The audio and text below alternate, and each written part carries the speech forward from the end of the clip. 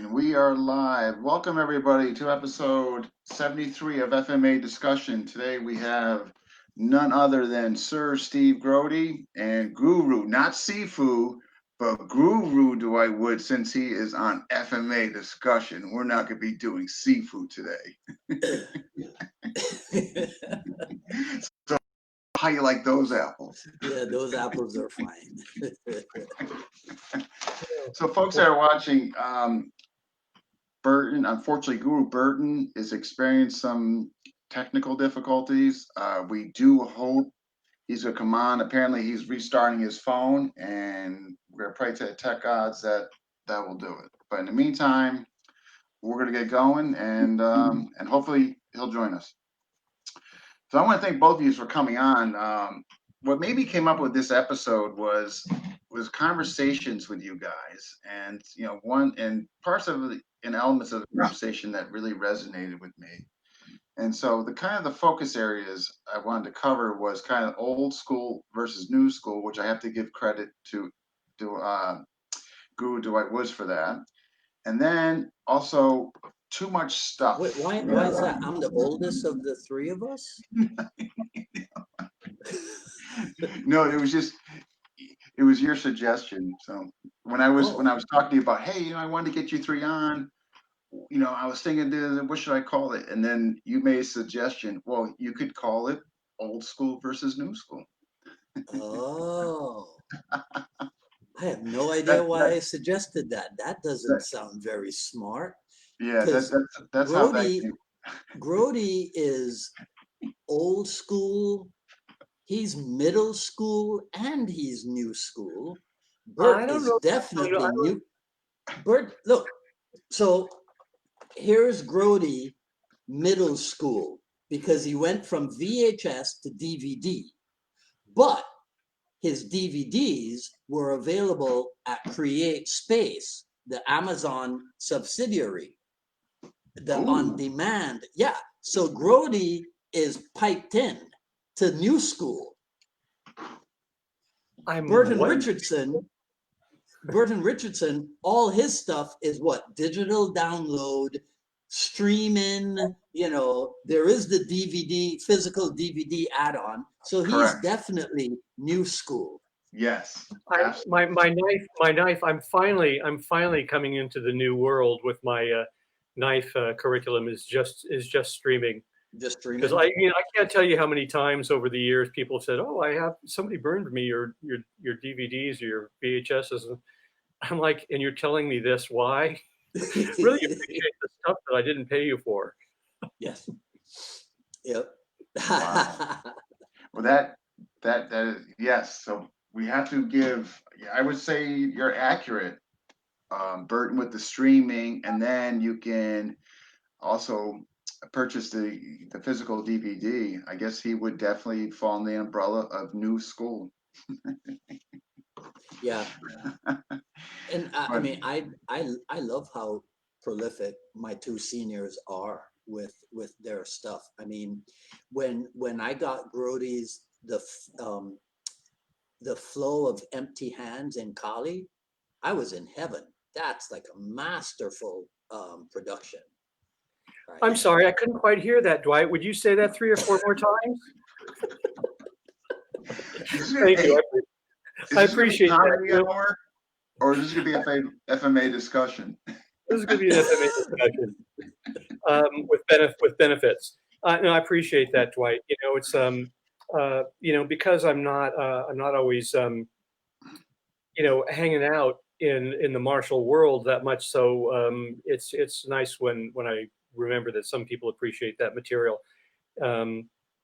So good. Yeah, it's and I'm going to make things so there are DVDs available. It can be streamed, and I'm going to make it so that whatever the formats are that people want, I don't know, I should suppose that some people want to have things done as tattoos these days. Hey, you're moving and grooving, Dwight. What? I see you moving. I was frozen all this time. Oh yeah, you looked either like you were very thoughtful or had gas pain. I'm not sure which. It's pretty much the same. it's pretty much the same. I got to control myself because I was gonna ask Steve a question, Dean. Because I'm a bad influence. No. I was gonna ask you, and then it's not my show. I'm supposed. I'll just. No worries. I'll just be reticent. So, for those who just jumped in watching, please, if you take the chance, tell us where you're watching from. If you've already done that, we got some people watching already. Appreciate it. Continue, hit like. Let us know where you're from. So just getting back, yeah. So I want to thank you guys for coming on. I'm just honored to have you guys on, and obviously I have a great deal of respect for each and one of you. Regarding the influence on me, directly or indirectly, or what have you. So the stuff the topics I wanted to cover today.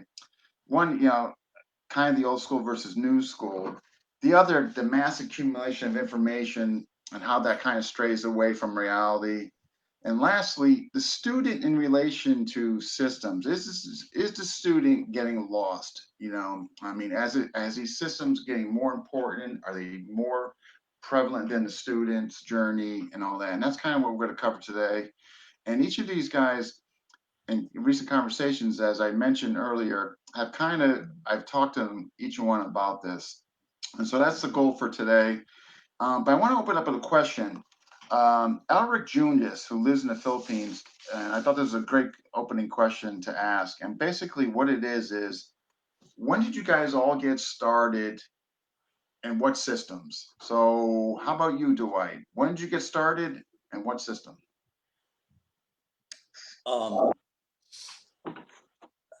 So rather than system, I'll just say my introduction to Filipino martial art was, of course, with Dan Inosanto, which does not mean that I got started in the Inosanto Lacoste system. I happen to not be a believer that there is such a thing as the Inosanto Lacoste system.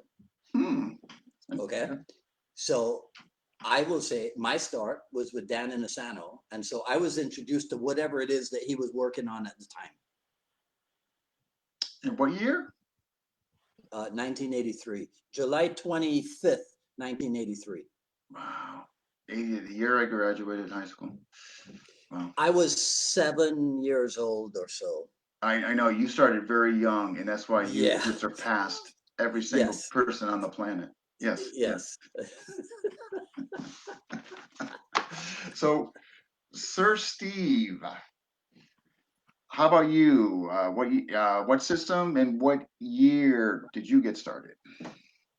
In terms of Filipino martial arts, it was 1979. The first period of time that I was there, the primary teacher for me was actually Richard Bustillo. But he was doing, what Dan wanted to be done, but Richard was a very organized teacher. And I thought that, he articulated things well. And so it was really, it's true what I think it's appropriate what Dwight was saying, that it's kind of where Dan's interest. Dan, a lot of times, taught things partly as his way of examining things for himself. Because in the teaching of things, a lot of times you're thinking them through. And so what he was doing then, or what, again, originally Richard Bustillo was doing then, would be very different than some years later, possibly, or even probably.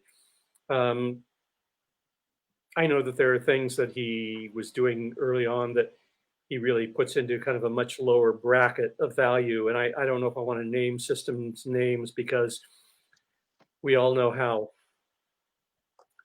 everybody gets their little Marshall panties up in a bunch, at the slightest whiff of, any kind of insult. So, but it was media stuff at first. It was all very media. Stick your hand out there, feed you a stemmed number one, follow up with a bunch of, kind of, strikes, and that was certainly went out the window some time later. Okay, okay. So it sounds like, I mean, based on the decade you came in there or what have you, um, it could have been he could have been emphasizing a different system. Is that Yeah. accurate, Dwight? Oh, Dwight. I don't know. Go Steve, no, Steve, would you say it could be a different decade? It could be a different week. Oh, Yeah. I have, like I said, I've been, when I talk about, I mean, you can't be the kind of high level devoted martial artist like Dan Inosanto is without being kind of eccentric. And when I say eccentric, that's not an insult. That's no, just, no, no. it just means he's like, he's not an average person. And I have his lists of things of material, and sometimes it slants to the right, sometimes it slants to the left, sometimes it's central, straight up and down, which kind of tells you something about him, that he's always taking different perspectives. It's almost like he's having a discussion with himself, the value of something. And so at one time he would say something like, well, the highest thing there is sensitivity.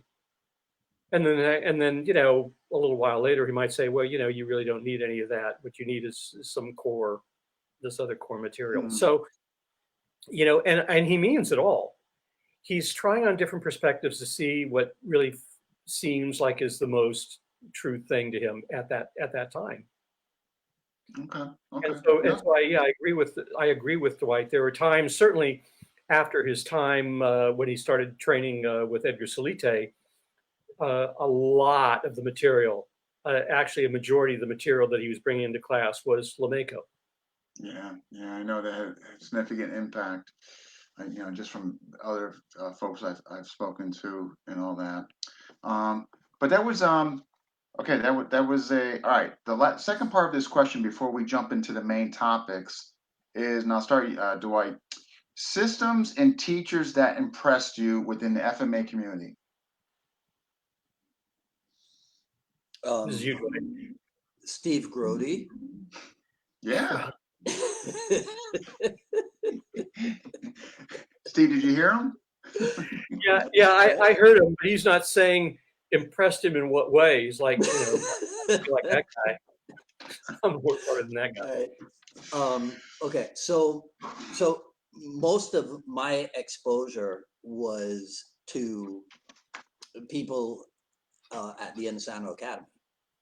Okay. So yeah, right. So that would be the roster of people like Grody, like Vunak, Cass Magda, Chris Ken,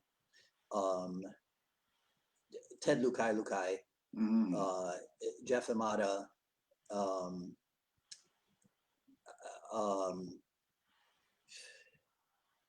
now this guy, I admit I was afraid of. Eric Naus. Eric Now, top dog. Okay. Yeah, I think he's still in fear in many.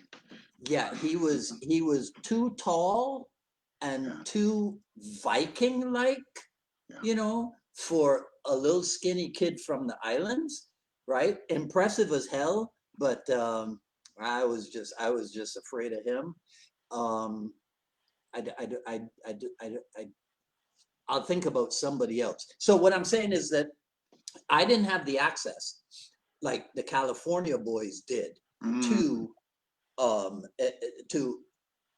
Angel Cabales himself, to Leo Heron himself, to Sam Tendencia himself, right? Those guys had that access. Yeah, I didn't have that. So that's why, like, when we were off camera, I said that I was just here to hang out with two of my heroes, two of my role models, Burt Richardson and Steve Grody. And Burt let you down. Well, hey, I'll make him. I'll book him in December for my show and just make it up to all of us. Absolutely, hold him. Yeah. So I'm trying, and then of course when Edgar Salida came onto the scene, then definitely there I go again, trying to ask Steve a question. It's not your show, Dwight. Shut up. I know that this reversal of roles has I to know, be it's very tough. challenging for you. It's so tough. I know. I see a screen, I see a face, I got a mic, I'm ready to go. I know. It's gotta be tough. Yeah. You know, I want to ask Steve about the Edgar Solide's influence on him in terms of organizing material. I can guarantee you, my question to him is the same question, and I'm sure his name. Okay, good. So with that being said, Sir Steve, systems and teachers that impressed you. You know, it's interesting. It was interesting to be there because Dan was constantly bringing in people, and he brought in, oh man, of course I want to remember the name, but I'm spacing out now. One of Ben Largoose's top people, I don't to do a seminar, and he brought in, you know, and there was Sam Tendencia. Lontayo? It might have been. It might have been. It's so, you know, it was so long ago and there were so many of them, you know, and, you know, so Ken Yeti, of course. And as I may have mentioned on a previous show, there were people that kind of were not integrated into the curriculum, but I thought were really interesting.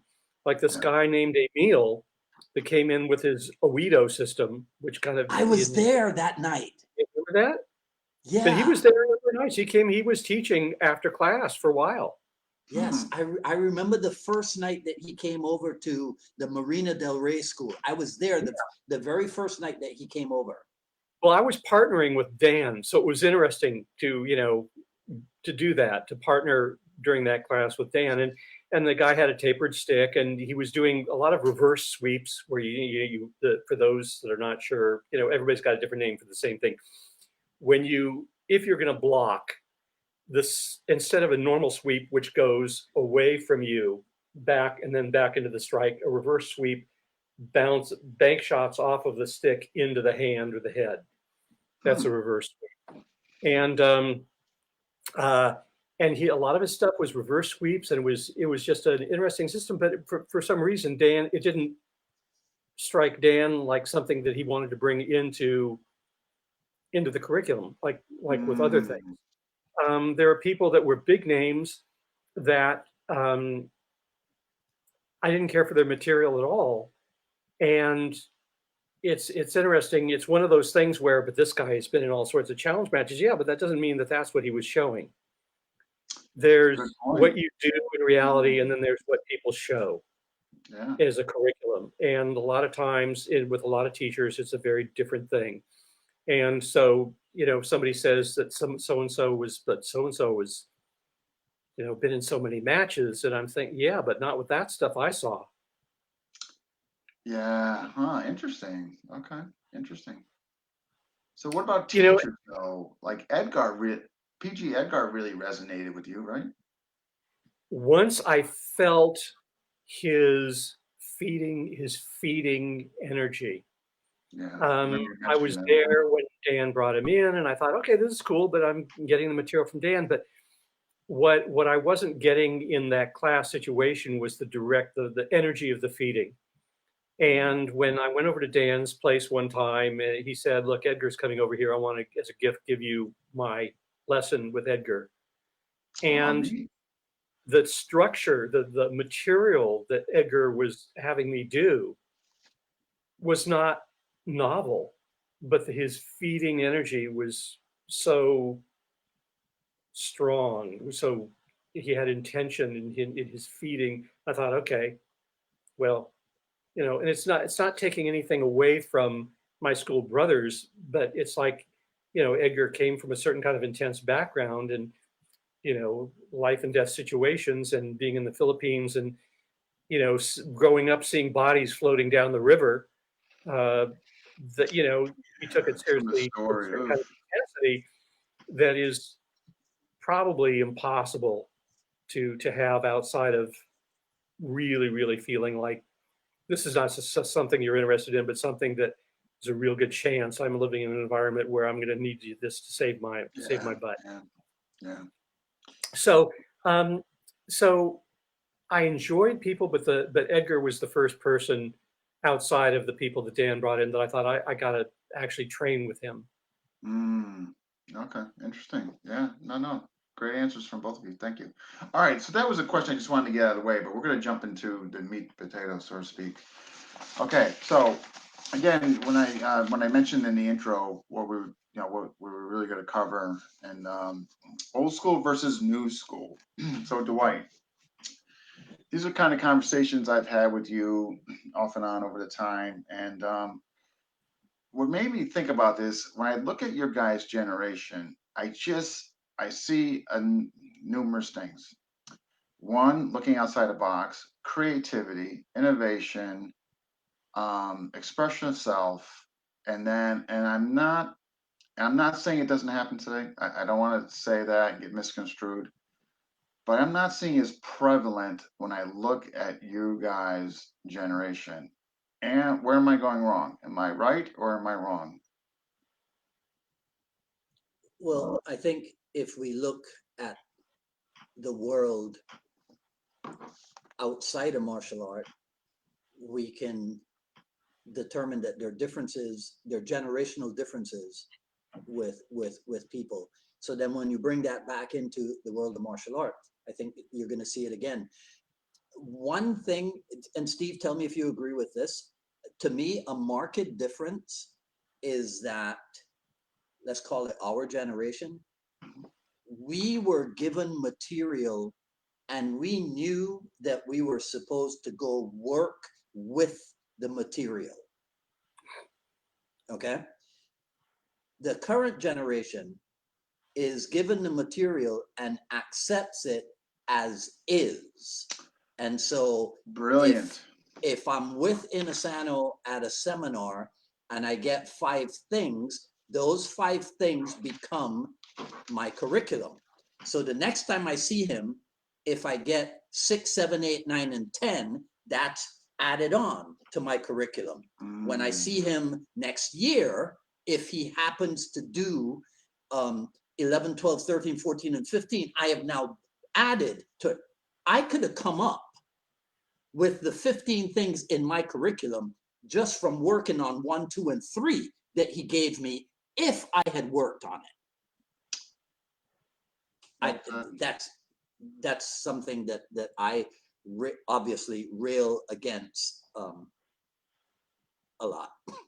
So with one of the things I absolutely give you credit for, and me and Burton have been stealing it on the advice of Steve, is your prearranged to free arranged. So the cat's out of the bag. Me and Burton are guilty as charged. With that, what you've developed and all that, which I really like that concept and all that. Where's that fit into this topic? Well, I don't know if it fits into this topic, but I'll tell you why I came up with it. So okay. I made an earlier reference to Eric Naus. Why was I afraid of him? It's because I didn't know what he was going to do. Why are a lot of people afraid to spar? Because sparring introduces the element of what? The unknown. So if I'm going to spar with Steve, I don't know what he's going to do. He doesn't know what I'm going to do. That is free arranged. But I can become more comfortable with the free arranged setup if I don't start there. So I start with prearranged, but I make sure that the prearranged stuff is practical, functional, and realistic. I don't do artsy fartsy stuff just because it's the prearranged. No, it all has to be reality based. But we know we're going to do this, we're going to do this. Then as people get better and better with the prearranged stuff, now you can start introducing elements of free arranged until you get all the way to 100% free arranged, but you bring them along progressively. Me? No, I no, like I've had conversations on this before. And I would like it very much if Steve Grody would say whether or not what I'm saying makes sense. No. So what I'm going to do is I'm going to bounce back. I definitely want to get his viewpoint on the old school versus new school, just as a generic term, like of better anything else. So Sir Steve, what do you have to say on this?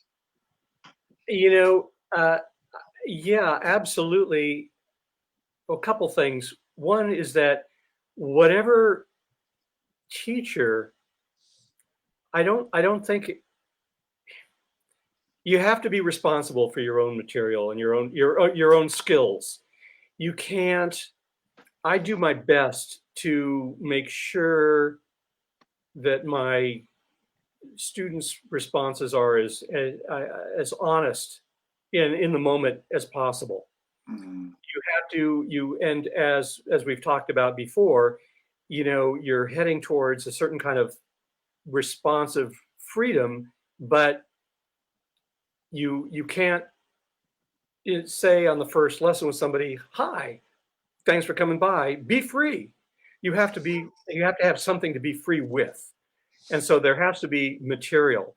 But I would say that that the instant that you show one thing, you show another thing that is in contrast to that or complements that, and then you start as soon as possible doing response drills so they're actually once they actually have a physical motion coordination down, that choice making, that responses, it's easy to memorize curriculum. Mm. It's easy to be really pretty and do all sorts of impressive stuff when somebody is cooperative. Yeah. But to be responsive, it's the choice making that is, to me, the core of what makes something real or not. And then you support the choice making and the authority of your choice making with the repetition of certain motions and things that you find are mostly usable. So I totally agree with Dwight that there's a progression that needs to happen between there has to be material, and then you work towards making it, finding the putting it in training methods so that students learn to find when that is usable. I also, where I don't have the same view as Dwight, it's not exactly a disagreement, but not the same view, which is to say that whether it's new school or old school, everybody has to, again, be responsible for their skills. If people are thinking, oh, well, my teacher is Dan Asano, or my teacher is Edgar Salite, therefore I must be good. Wow, they're cruising for a bruising. You have to, we all have to be responsible for our skill level. And that means that we all have to work with everything and say, okay, I'm not able to do such and such, or I never find myself doing such and such in sparring. Is it because sparring is different from fighting? Is it because of the technique? Is it because of I'm not doing my training correctly? Is it because it just doesn't work for this person? But you have to ask yourself those questions. So curriculum is one thing, but the training process that we all have to run it through to make it real, and that has to be our goal, because knowing a bunch of stuff is easy, but being able to actually have an honest interaction and be timely and responsive, that's the goal. And that's a big leap from just knowing curriculum. Yeah, no, I well, both you. Any closing comments on that matter, Guru Dwight? Well, Steve just mentioned the progression. I again, I was thinking in terms of asking him a question about it. But that leap, Steve, that leap from knowing a bunch of stuff to response training. Yeah. How big of a leap is it? And what do we insert in between those two phases of training to get them from point A to point B? It's progressive choices is what I would say. You know, you learn, first of all, let's assume that what anybody is showing them is something that's workable. Okay, but then here's a problem. A lot of teachers will say, well, you never know what you're going to need at a given moment, and that's why we're doing all this different stuff. But you find that when you spar, and again, sparring, you know, if I've sparred with somebody repeatedly over a period of time, it's going to be a different thing than if I fight somebody that I've never met for the first time.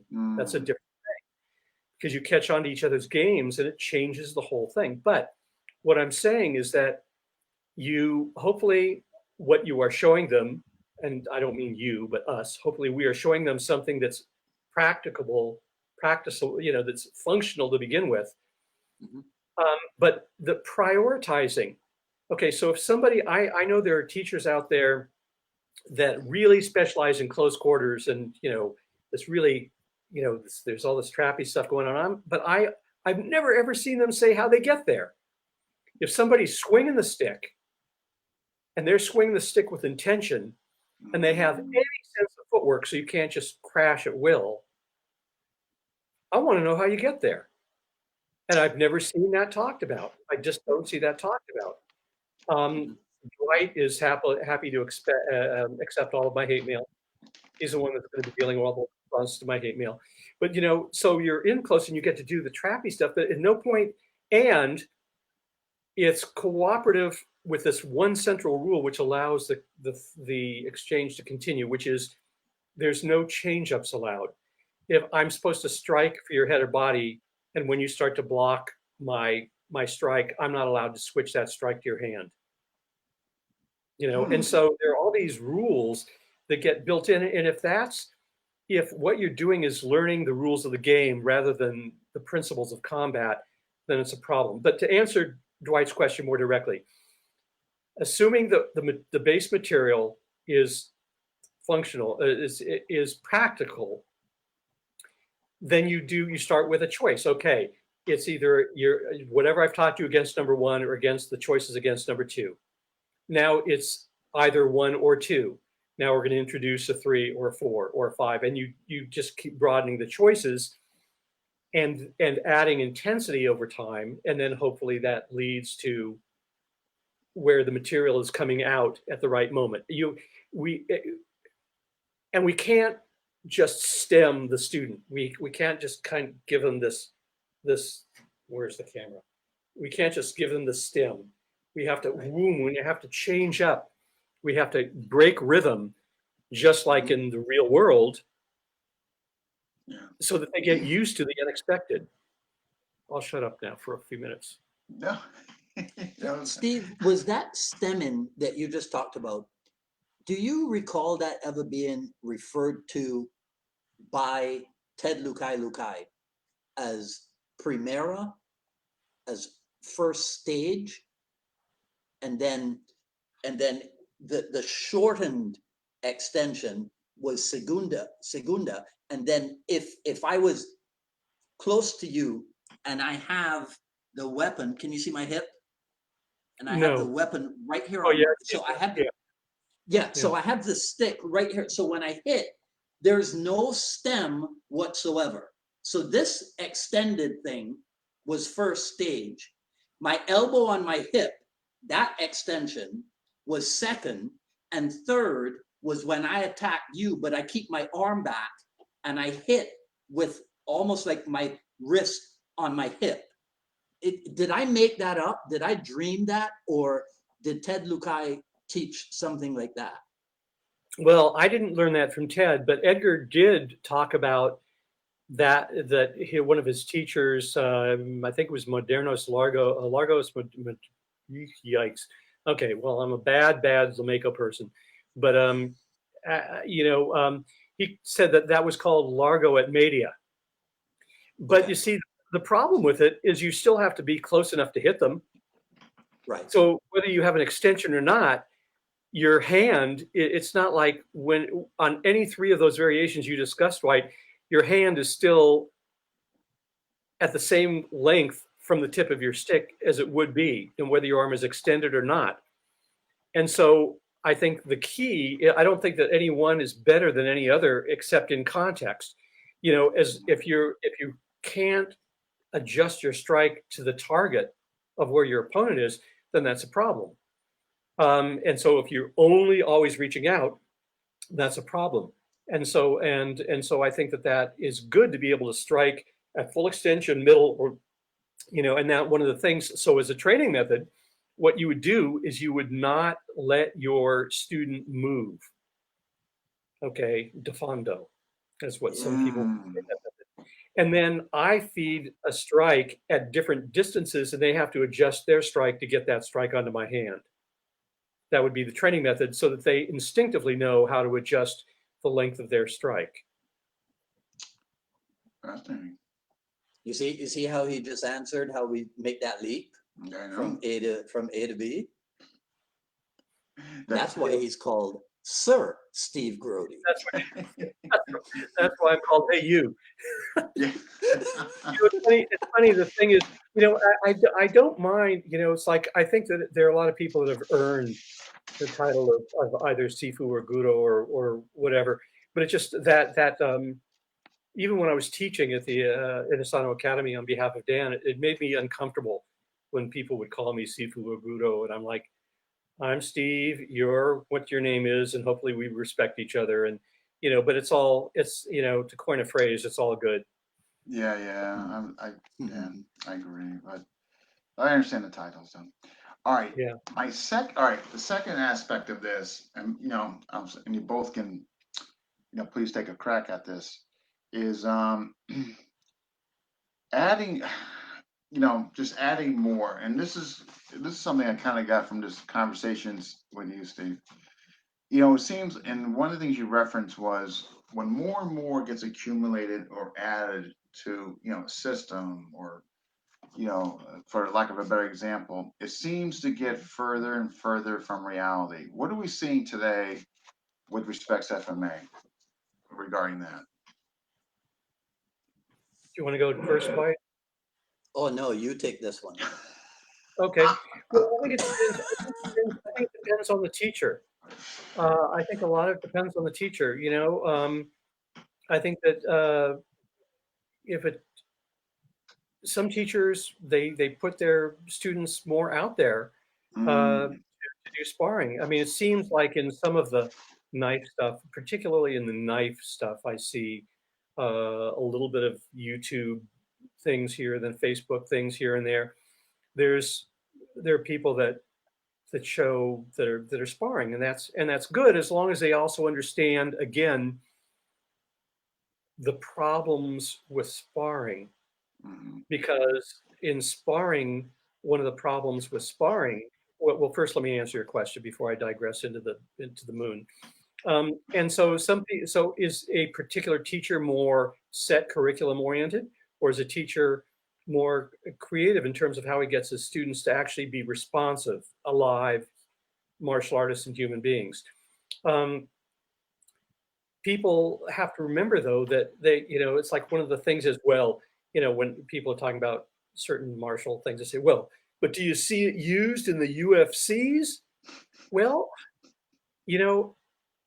to say any of the UFC fighters, I think by and large, are going to do really well in the street, but that doesn't mean it's the same thing. And it's to deal with a sparring partner that is being respectful of your blade.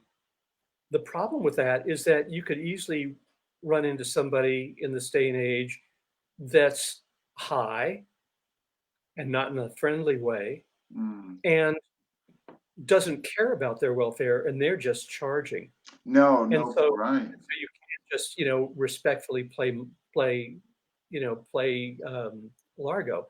And so I think that in my view, that's why while sparring is an important thing, sparring definitions of sparring can really vary too. It just means to me sparring is various ways of freelancing and not being prearranged.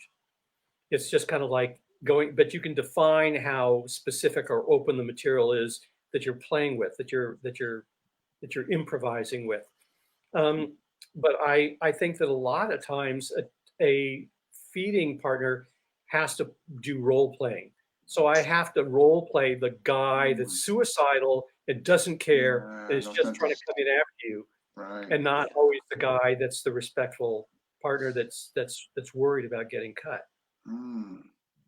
No, that's interesting. Like the guy maybe who has like no sense of self-preservation, just Yeah. gonna come flying at you. No, well, yeah, I like that. Yeah.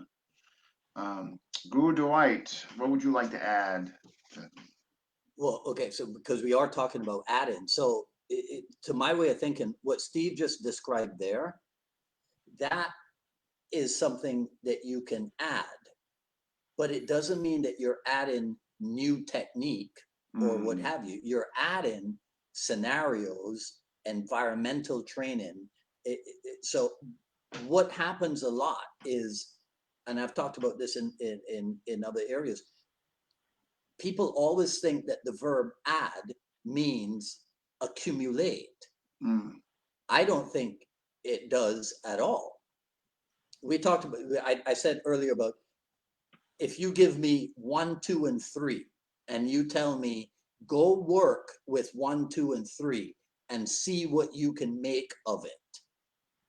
And I come up with some stuff I have now added to 1, 2, and 3. But have I added? Have I accumulated? Yeah, No, no, because I I'm still definitely, at 1, 2, and yeah, 3. no, I definitely get what Uh, you're saying. I I agree. would like to chime in about something about this.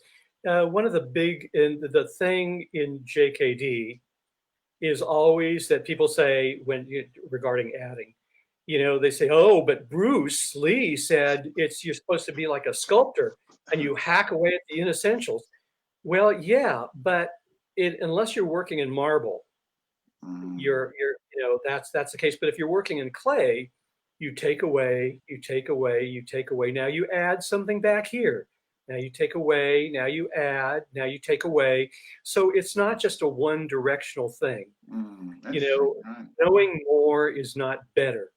Having a broader skill, actual response, having broader level of responses is, but that's not the same thing as just knowing a lot of material. So you you you again, I think usually I have a blackboard, chalkboard, blackboard with markers that are up at my studio. And there are times over the years when I write things down for students. I say, so this is what we just did. And I write it down for them to think about. I'm writing it down for me because I just learned something new. I like that. I realized that I just did something or something just happened in some weird interaction. And there was a light bulb moment where I like why something does or doesn't work, something new, a new understanding. And I want to write it down because I realized at some late date that you could have a revelation and understand something new and you can forget it. And that's awful. Mm. I used Yeah, to To do right. that. suddenly Something's, go, yeah. I and used so to, I write things down on a blackboard sometimes so that I remember. It's less for my student than it is for me, and then I can kind of chew on it and work on it and think about the context where it works or doesn't, or the flaws of it, or how it can be Yeah. countered. You know, and I think that any teacher that doesn't show the weaknesses is not interested in getting better themselves, because what you do is you show stuff and then you show how it can be countered, then you show how that can be countered, then you show Yeah, that can be absolutely. countered. And if you lay yourself bare and really show what's really there, then you have to keep improving. Well said. Guru Dwight, anything on that? well, yeah. Oh, Dwight agrees.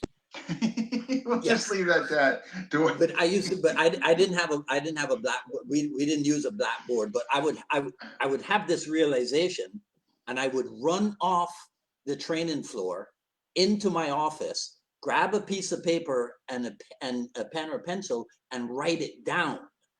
Yeah. And then well, there you go. later, right? Then later on, Mm. put that into the computer because I had a file for all those realizations. Yeah. Because, you know, because one day those realizations get turned into a new aspect of curriculum. They get turned into a training program that you put out or something. That is basically how I arrived at what it is I teach, is through interactions.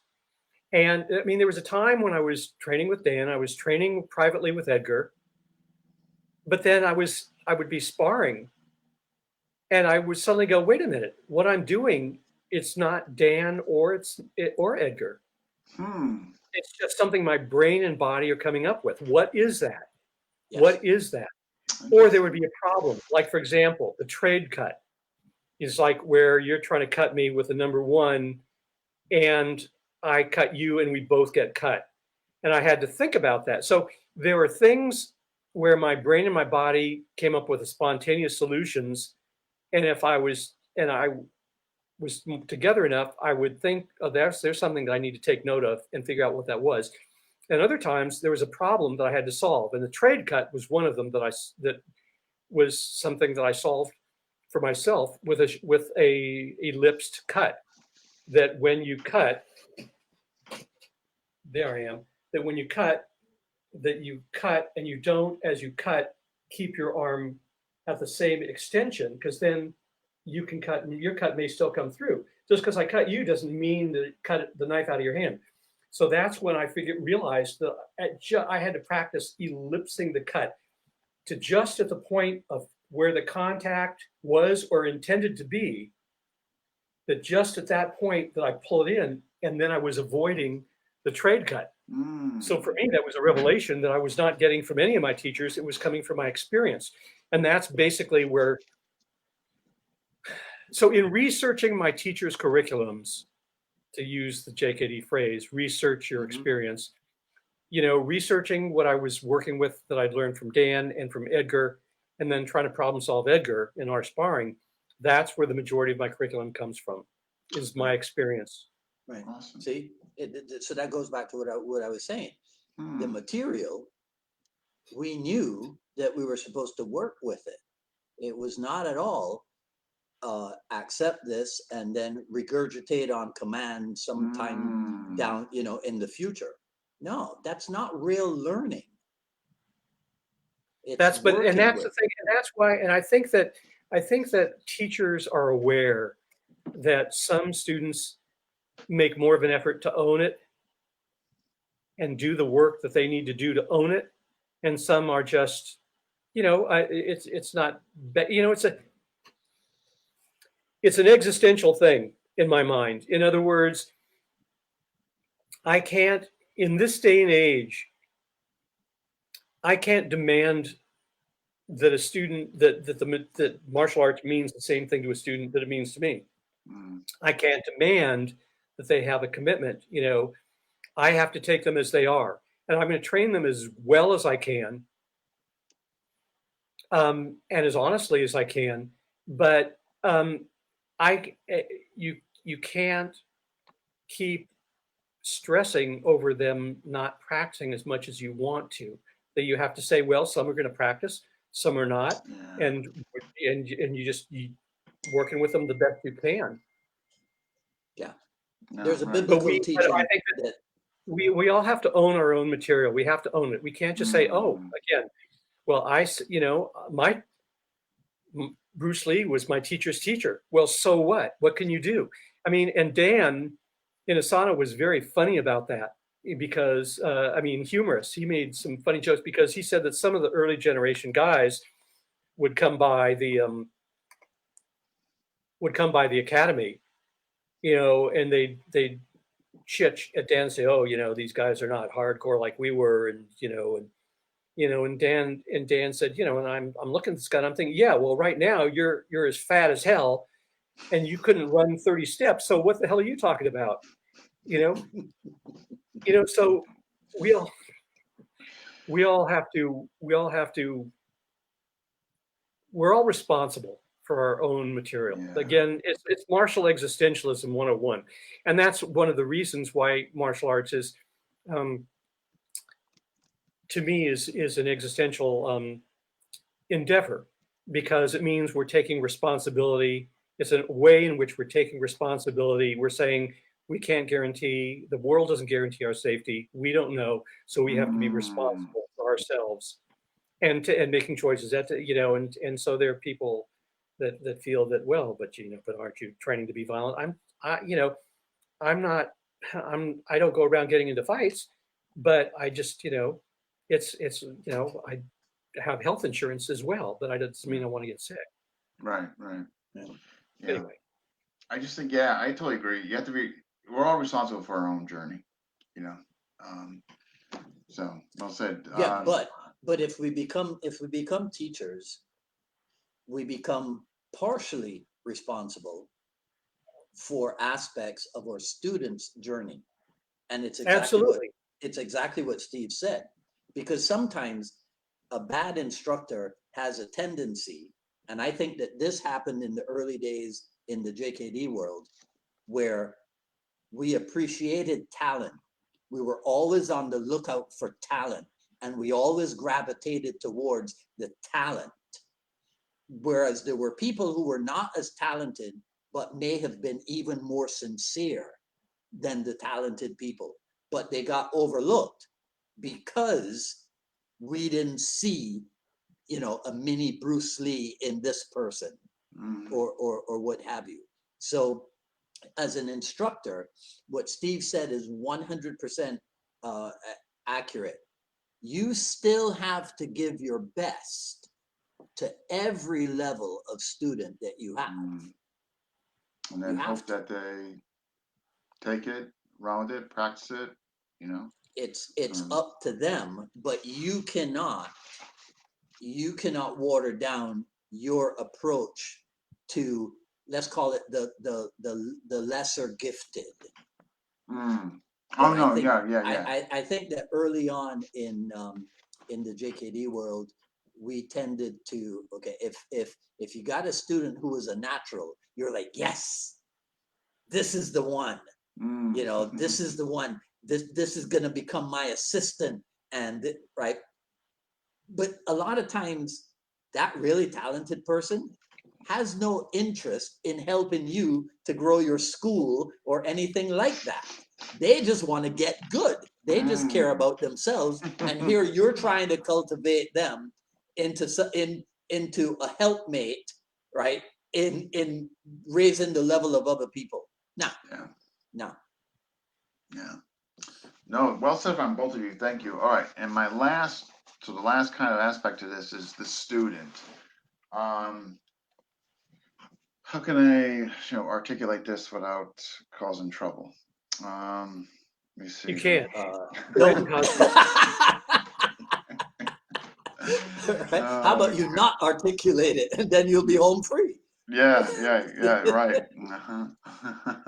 Yeah, no, we're talking Filipino martial art. And by the way, if there are any questions that people have asked, Dean, that you want to throw out there, that's fine with me. I do remember meeting Christopher Ricketts a number of times, or Topher Ricketts, a number of times. Okay, I did. Okay, yeah, because I know he came later during the academy. Okay. So the last part, as far as a student, and again, this doesn't apply to all systems, but there's some systems that I see today that, granted, we're all exposed, regardless of system, to similar material, all that. But I guess where I'm going with this is that I see some systems, but not only you're exposed to the same material, but no allowance, I guess, for creativity or self-expression, because we're all doing the same thing. Obviously, I'm not going to identify those systems just for sake of politics, but there definitely Oh, have a few in mind that I've personally experienced. And so my point is that where is the student, in these, is the student getting lost? Is the system and some of these systems bigger than the student, more important than the student? And what do you guys feel on that? You want to take a crack at it, Dwight? Well, my guiding principle for that would be this sign that hung at the Kali Academy, right? Which is attributed to Bruce Lee, that man, the creating individual, is always more important than the established style or system. That would be my guiding principle right there, right? Because there's no way that you're going to end up with a system without people. Yeah. The people are always the most important element, or most times the people are the most important element, right? Your school, the system that you teach in your school, all of that relies on people. It relies on having students. Correct. So again, if we're talking about the instructor's responsibility, there's the my instructor's problem. yeah, right. The instructor's responsibility is, as we would say in the islands, is to sprain your brain at doing what it takes with integrity to attract new students and keep the students that you already have. That's the name of the game. If you're going to be a committed instructor. Now, if you're not, if you're happy just having people to train with, and so it doesn't matter if there's high turnover or whatever, that's a completely different thing. But in many, many areas, it is the people that matter. And so you have to have, and again, I'll use cliched terms, but you have to have progressive approach, a progressive approach to what it is that you're doing. I'm sure you've discussed this with people before, but nobody tells you when you become a martial art instructor that you play psychologist as well. Yeah. No, They never tell you that. You're dealing with the whole person. You're dealing with the whole person. Yeah, you're dealing with a person. It's like I'm working a lot of times. I'll say, let's say I was working with a student named Doug. I would say, sometimes I'll say, I'm not working with Doug. I'm working with Doug's brain. I'm trying to elicit automatic responses, not, I'm trying to make sure that the reflexes are real. But to answer your question, Dean, where do systems come from? They come from people. They come from their experience. And everybody's got different experiences, and then beyond those experiences, the way they organize those experiences, according to the most important things I learned and worked with Edgar Salite are just not part of the curriculum. So it's up to me to be aware of that and then make that specific in my curriculum. That's a much better answer than mine. Yours was just a fine answer, and so everybody's stuff comes from somewhere, and then there's Tony Diego is central to the transmission and the organization of Tatang Illustrissimo's system, because Illustrissimo wasn't interested in teaching for so long. Right. And so, so it was like constantly you see the videos are out there where Tony Diego saying, okay, well, what do you do with that? And you're seeing the curriculum the material for curriculum being presented right then and there. But then, okay, again, you two guys are going to receive all the hate mail. If you look at the Illustrissimo video stuff, the stuff that Tatang Illustrissimo did when he was sparring is pretty much entirely different than when he was just being fed cooperatively. Yeah.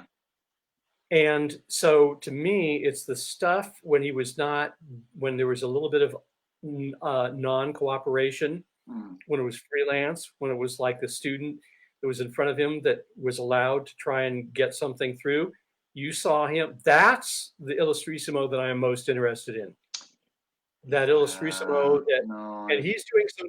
I see some things in that little bit of footage that is as subtle as you can get, and it just looks like, oh, Illustrissimo hit him, but the way he hit him, the way he angulated his strike, I'm going, yeah, there you go, there, that's I want to get me some of that. No, I know, and then what you're, that's a whole, I can, that was well taken and well presented, It's like the every teacher, oh, but my teacher, my so-and-so such and teacher has been in all these fights. Well, okay, that's nice, but what are they teaching you? Are they teaching you what they did in their fights? Yeah. Or are they teaching you, because everybody starts to go down the curriculum, more and more, the more and more and more. I'm about to get a visitor here. Come on. Okay. Cat wants to go out, but he's not going to go out yet. Anyway, it's I think that most teachers know that you can't just stay. I mean, okay, so again, priorities. Yeah, it's possible you could end up on the ground with a stick or knife. There's all these possibilities, but you always want to say what's most probable. What is it that I always end up using the most? What works, what is the scenario that and to emphasize material according to its greatest likelihood, not just, you can't just say, well, you never know what happens, and we're going to emphasize all this cool stuff, the same as the base stuff. I think of Illustrissimo, and I think of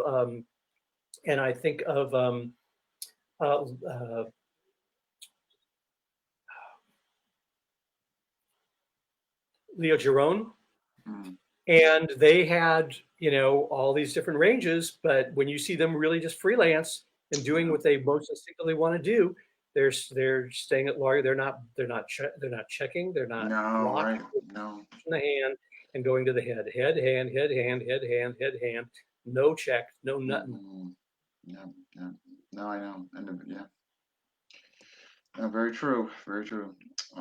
Guru Dwight, anything you would like to add to that? The idea of possibility versus probability.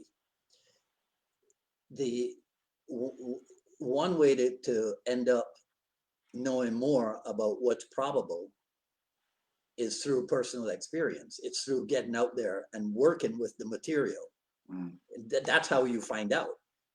I very not very often, because we have a way of dealing with it. So a less familiar student, when he or she wants to get into the what if game, we shut it down.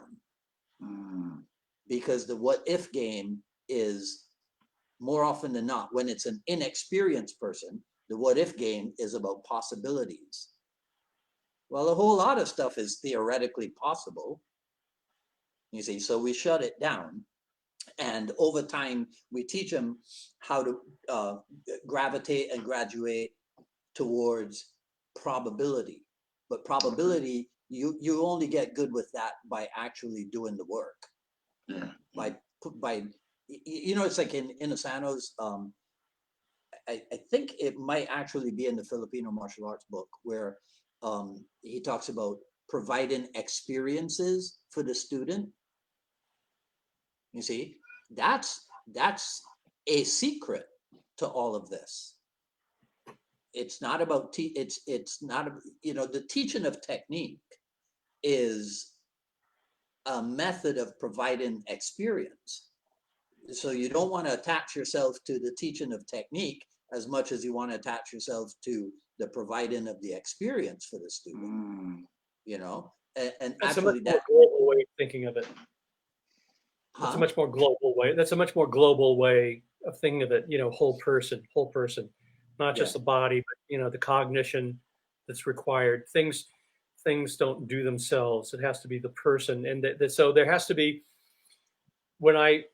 To me, the primary triangle is that people say, "Oh, technique." Well, the technique can't happen without cognition, without perception, and stuff happening in the cognitive apparatus.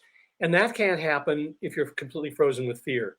So there has to be an emotional basis. You have to be emotionally functional to be able to be cognitively functional, to be able to be physically functional.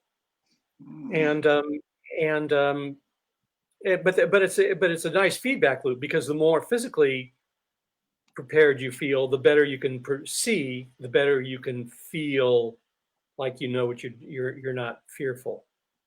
Steve, So in your experience, is not Kali a whole person art? well, in my experience, it should be, but it depends again on the teacher. Does the teacher teach it as Oh a whole person? no. In your personal experience.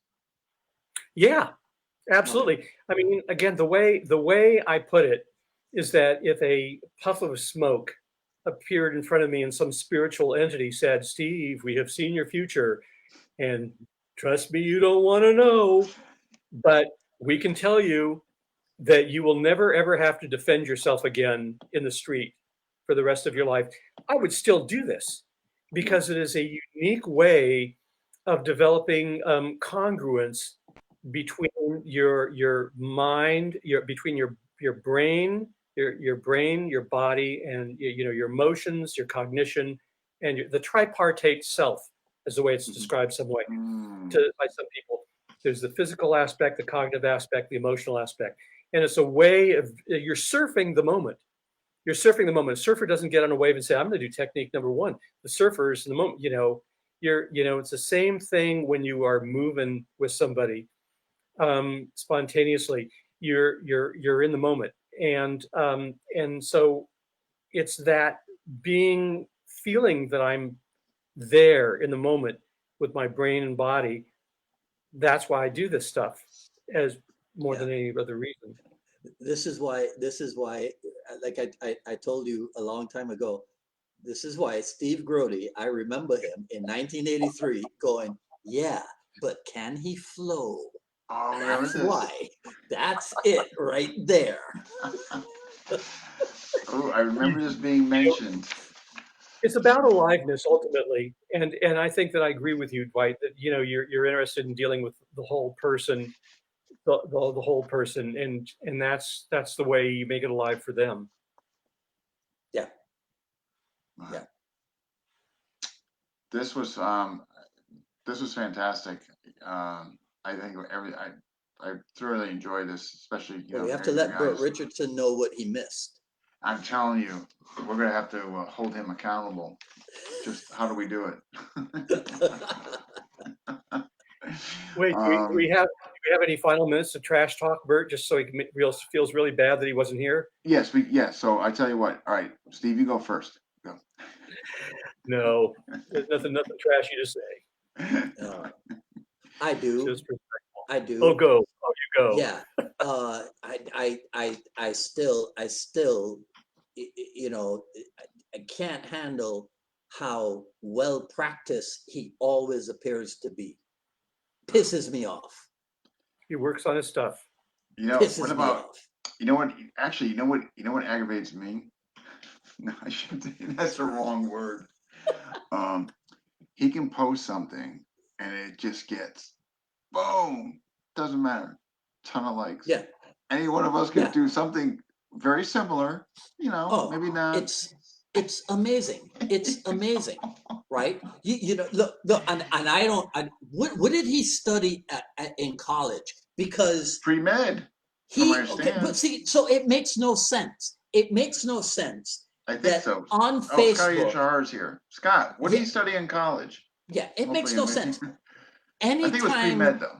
Anytime that Bert Richardson puts up a post, what do you find yourself doing? Waiting for the next one. What kind of magic is that? Waiting for the next one, right? You find yourself checking his feed all the time because you know what? There's gonna be something good. Or Pisses yeah, me it's off. Pisses can't me help off. but you can't help but look at It's it. interesting. Yeah, that's a whole other subject of self, how we put ourselves out there and self-promotion and the difficulties thereof and the dedication that has to be there that I certainly don't have. So, Yeah, Well, yeah, absolutely. it's self-promotion without promoting yourself. And I think that with Bert Richardson, it comes out of a simple thing: authenticity. I think that's just it. There's some good ingredients there, whatever they are. Scott just confirmed pre-med. You guys are It was starting to pre-med. work up your vocal stuff. You're starting to sound like you're doing a vocoder track again with Cher. Oh. Okay, so his internet might be dying again. Yeah. So, but that's okay. I mean, but I want to thank you both for, again, coming on. I thoroughly appreciate you both, sharing this afternoon, taking time away and doing this. I really appreciate it. Well, Any chance I get to hang out with my role models, my role models. See? Right. Cool. Well, thanks, guys. I'll talk to you both soon, I hope. Okay. All right. Thank you much. All right. Bye-bye. Take care, guys. Bye.